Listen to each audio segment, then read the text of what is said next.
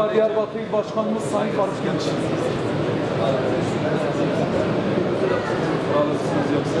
Buralıyız. Bunları mı öğretiyorsunuz? Evet, evet. Diyarbakır'da. Buradan mı öğretiyorsunuz? Yok, Tekirdağ'da öğretiyorsunuz. Nasıl? İşler nasıl? İşte. Peki siz ham maddesi nereden getiriyorsunuz?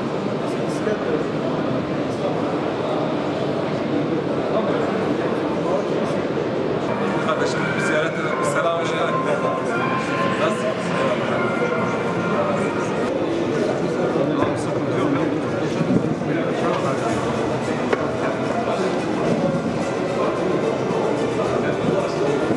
Daha iyi olur diye ümit ediyoruz. Amin cümlemize ayaklarınıza sağlık. Nasıl gidiyor? Var nasıl gidiyor? İyidir, fena değil. Karşılıyor mu? Güzel, güzel. Hani yetmese dahi bile güzel. Yani daha çok büyük firmaların bu katılmasını istiyoruz. Büyük firmalar. Hayır. Sırf yerli firmalar. Diyarbakır üretim makine. Taştırak makinesi, bombası. Evet.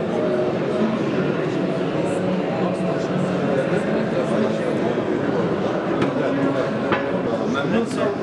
Çok şükür. Allah şükür ne yapıyorsun? Allah bereketli katsın. İnşallah. Tüm esnafları hemen yürüyorsun. Sizden bir isteğiniz var mı bizden? Bir isteğimiz olursa Başındaysanız.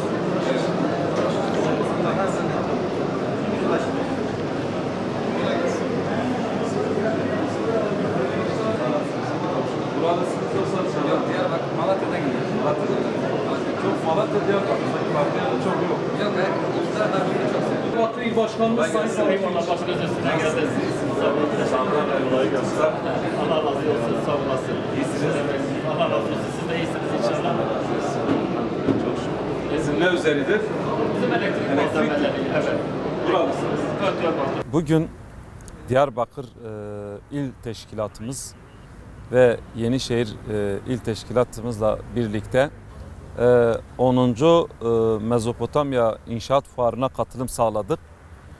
Tabii bu fuarda çok farklı alanlarda üretim yapan Diyarbakırlı yerli firmalar vardı.